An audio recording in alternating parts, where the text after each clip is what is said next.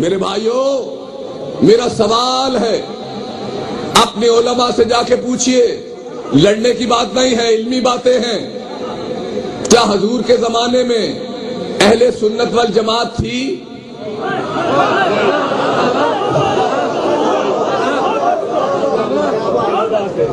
نہیں، سارے مولوی کہیں گے نہیں۔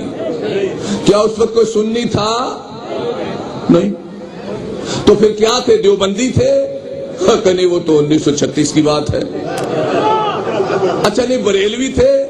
نہیں، وہ تو 1943 کی بات ہے۔ کیا چکڑالوی تھے؟ نہیں، وہ تو 1953 کی بات ہے۔ کیا پرویزی تھے؟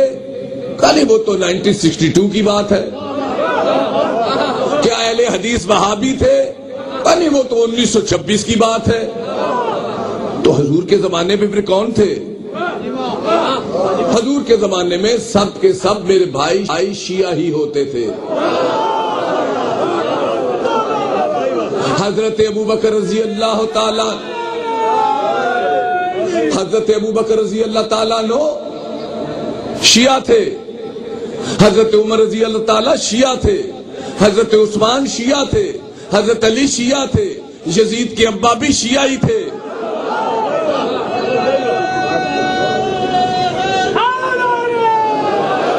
اور خود یزید بھی شیعہ تھا۔ یزید کا بعد جو بادشاہ ہوا اس کا نام تھا مروان، وہ بھی شیعہ ہی تھا، اس کے سب ماننے والے بھی شیعہ ہی تھے۔ مروان کے بعد جو بادشاہ ہوا اس کا نام تھا مروان بن عبد الملک، 12 سال اس کی دورہ حکومت تھی، بہت بڑی سلطنت کا مالک تھا، خود بھی شیعہ کہلاتا تھا اور پبلک بھی شیعہ کہلاتی تھی۔ اس کے بعد اس کا بیٹا آ گیا حشام بن عبد الملک، حشام بن عبد الملک کے بعد اس کا بیٹا آ گیا سلمان بن عبد الملک، پھر اس کا بیٹا بادشاہ ہوا جس کا نام تھا یزید بن عبد الملک، پھر اس کا بیٹا جو بڑا بدماش بادشاہ تھا اس کا نام تھا ولید بن عبد الملک، وہ بھی شیعہ کہلاتا تھا اپنے آپ کو، اور جو سامنے عوام تھی وہ بھی شیعہ کہلاتی تھی۔ اس کے بعد منصور دوانکی آیا، منصور دوانکی بھی شیعہ کہلاتا تھا، پبلک بھی شیعہ کہلاتی تھی۔ منصور دوانکی کے بعد صفا آیا بادشاہ، وہ بھی شیعہ کہلاتا تھا، عوام بھی شیعہ کہلاتی تھی۔ اس کے بعد ہادی آیا، مہدی آیا، ہارون رشید آیا۔ ہارون رشید بڑا بادشاہ رحمت اللہ علیہ تعالی بادشاہ تھا۔ آپ کہیں گے رحمت اللہ بھی اور بدماش بھی، تو یزید سے بڑا تو کوئی بدماش پیدا ہی نہیں ہوا، اگر وہ رضی اللہ ہے تو یہ بھی رحمت اللہ ہے۔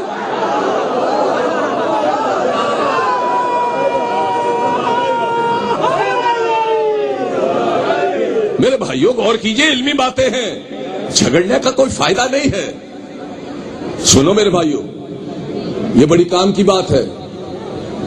ہارون رشید پڑھا لکھا تھا، انگریزی میں آپ کہہ سکتے ہیں ایول جینیس تھا، لباس اسلامی تھا، اندر سے بڑا بدماش تھا۔ بدماشیاں اس کی تاریخ میں لکھی ہیں، جا کے پڑھ لیجئے، بہنیں بیٹھی میں بیان نہیں کر سکتا۔ ہاں لیکن ہوا کیا، یہ اہل سنت والجماعت کب بنے، کب بنیاد رکھی گئی؟ حج کرنے گیا، مگر اتنی فورسز ہونے کے باوجود پولیس آرمی حجر اسود تک نہیں پہنچ سکا۔ اچانک باب ابراہیم پر شور ہوا کہ وہ آ گئے جو وارث کعبہ ہے۔ خود بخود مجمع چھٹنے لگا، امام موسی کاظم بڑھنے لگے۔ جو ہی حجر اسود کے سامنے گئے آواز آئی السلام علیکہ یا ابن رسول اللہ، واپس ہو گئے۔ بادشاہ کو یہ بات بہت بری لگی، کہا یہ کون ہے؟ کہا امام جعفر صادق علیہ السلام کے بیٹے ہیں۔ کہا اچھا، ان کو تو جیل میں ڈالو، اور پھر آج کے بعد شیعہ ختم، آج کے بعد ہم ان اماموں کے مقابلے میں خود امام بنائیں گے۔ تو انہوں نے امام بنائے، جب امام بنائے تو انہوں نے کہا جو ان کو مانے وہ ہوگی اہل سنت والجماعت۔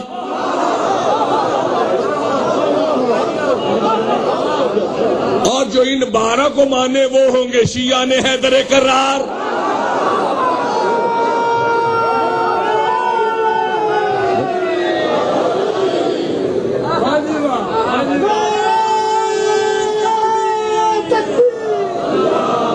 اب بھائی سب بولے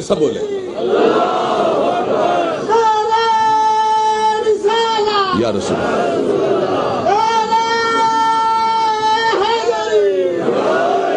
اب بھائی حکومت آپ کو پتا ہے 5 کانٹیننٹ ہے دنیا میں بر اعظم ایشیا، بر اعظم افریقہ، بر اعظم ایشیا، بر اعظم یورپ، بر اعظم افریقہ، بر اعظم امریکہ. 5 بر اعظم ہیں.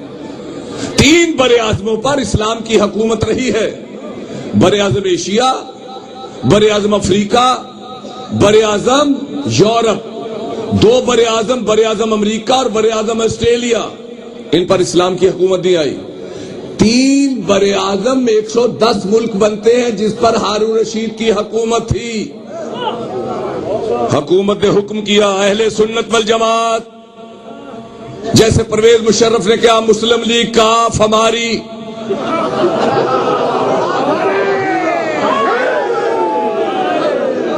سب گئے وہاں. حکومت کی کوئی مخالفت کر سکتا ہے؟ نہیں، مجھے پتا ہے 232 کے چک والے بڑے بہادر ہیں نول، مجھے علم ہے، ان کی ایک پیڈگری ہے. نولوں کے بارے میں جو میں نے ان کے شجرے پڑھے ہیں مجھے بڑے یاد ہیں. ان کے بارے میں بعض شجرہ نگاروں نے ایک جملہ لکھا ہے. وہ لکھا ہے کہ اگر یہ کسی کے دوست ہیں تو زندگی بھر ایک دوست کافی ہے. یہ نولوں کے بارے میں. اور اگر یہ دشمن ہے تو زندگی بھر ایک ہی دشمن کافی ہے، دوسرا بنانے کی ضرورت ہی نہیں ہے. یہ نولوں دیکھو، ایک نول جج بھی ہے، اور جج بھی ایسا کہ ایماندار ترین جج. ظاہر جو علی کو مانے گا ایماندار ہی تو ہوگا.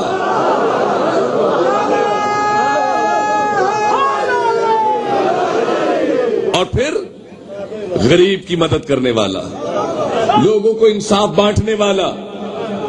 یہ ہے اصل میں جج کی خاصیت. لیکن یہ موضوع نہیں ہے. لیکن یہ جج ہونا ان کا کمال نہیں ہے، نول ہونا ان کا کمال ہے. اس لیے کہ شاید کوئی جج سچ اتنا نہ بول سکے اور سچوں کو کوئی ماننے والا نہ ہو. اگر ہمیں جج نظر آئے ہیں تو پاکستان کی جوڈیشری سے 2 جج نظر آئے ہیں. ایک ظفر اللہ بھٹی ہے جو علی ولی اللہ کا قائل ہے، اور ایک ذوالفقار نول ہے جو علی ولی اللہ کا قائل ہے.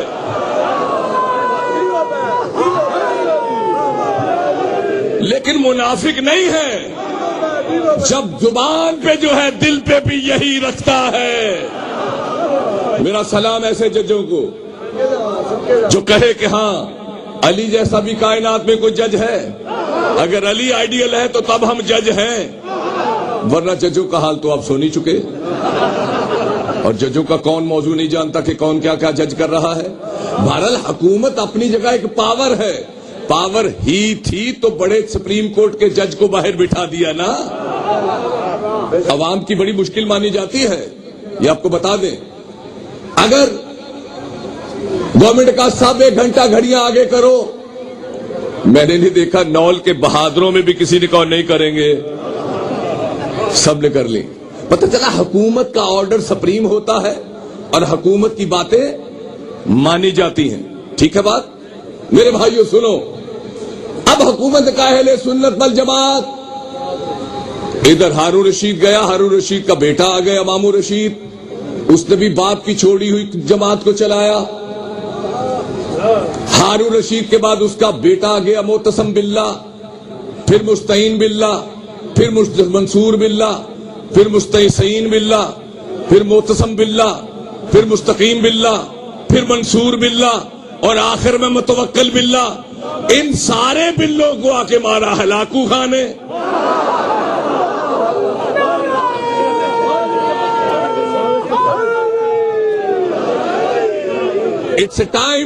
It's a time span of 650 years. یہ 650 سال ہے دور حکومت اسلامی. جب اہل سنت والجماعت بنائی گئی، شیعوں کو قتل کیا گیا. انہی دنوں میں شیعت نے صوفی ازم کا روپ دھارا. جتنے صوفی مزاروں والے ہیں چھپ چھپ کے کلمے میں علی ولی اللہ پڑھتے ہیں. میرے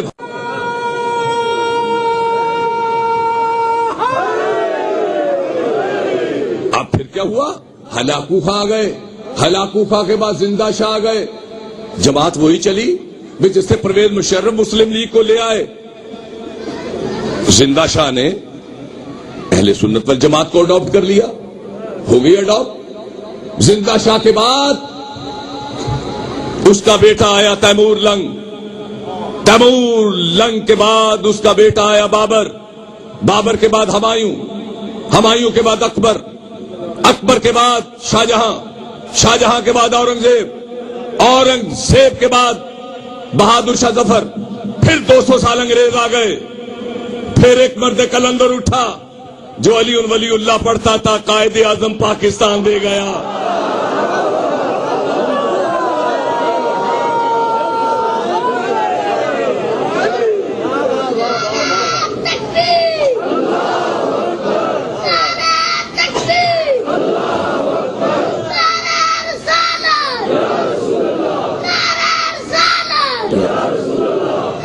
سب بولے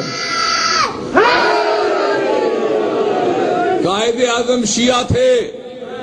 پاکستان دے دیا آپ کو، لیکن پاکستان شیعہ نے بنایا. سارے اہل سنت والجماعت یہاں آ گئے. کوئی حرج نہیں.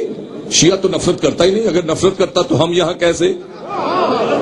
اور میرے بعد ایک اور عالم اہل سنت خورشیدی صاحب بھی بیٹھے ہیں. اصل میں ذوالفقار صاحب دکھا رہے ہیں کہ شیعہ سنی میں کوئی فرق نہیں ہے. یہ اسی طرح جیسے چہرے کی 2 آنکھیں، جسم کے 2 ہاتھ، فرق نہیں ہے. اس لیے کہ فرق ڈالنے والی کو تیسری قوم ہے. شیعہ سنی سب علی کو مانتے ہیں. اب قائد اعظم گئے تو لیاقت علی خان آ گئے. لیاقت علی خان کے بعد نون آ گئے. نون کے بعد دولتانے آ گئے. پھر خواجہ ناظم الدین، محمد علی بوگرا، پھر سکندر مرزا، ایوب خان، یحییٰ خان، شہید بھٹو. بھٹو کے بعد پھر کیا ہوا؟ ایک جیلی امیر المومنین آیتیں پڑھتا جاتا تھا، جھوٹ بولتا جاتا تھا.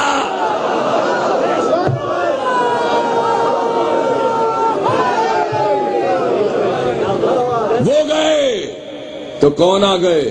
غلام اسحاق خان. پھر کون آ گئی؟ شہید بی بی. پھر کون آ گئے؟ بٹ صاحب. پھر کون آ گئی؟ شہید بی بی. پھر کون آ گئے؟ بٹ صاحب. پھر کون آئے؟ پرویز مشرف. اب کیا ہے؟ زرداری. کہاں ہے اسلام؟ Is there anybody can let me know where is the practical shape of Islam? کہاں اسلام ہے؟ اسلام تو ابھی کربلا میں تم نے قتل کر دیا ہے. اسلام تو آیا ہی نہیں.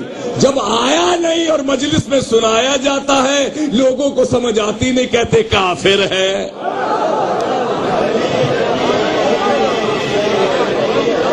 تو کچھ بھی نہیں ہے.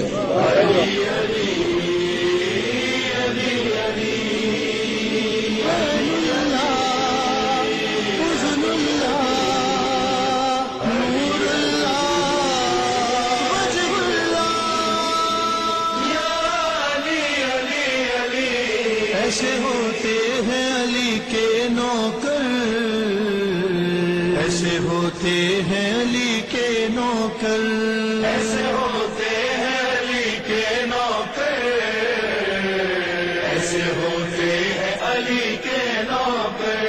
بے کرمی سا مسلمان کو کہتی ہے نظر، ایسے ہوتے ہیں علی کے نوکر، ایسے ہوتے ہیں علی کے نوکر، ایسے ہوتے ہیں علی کے نوکر. وقت پر وقت کی رفت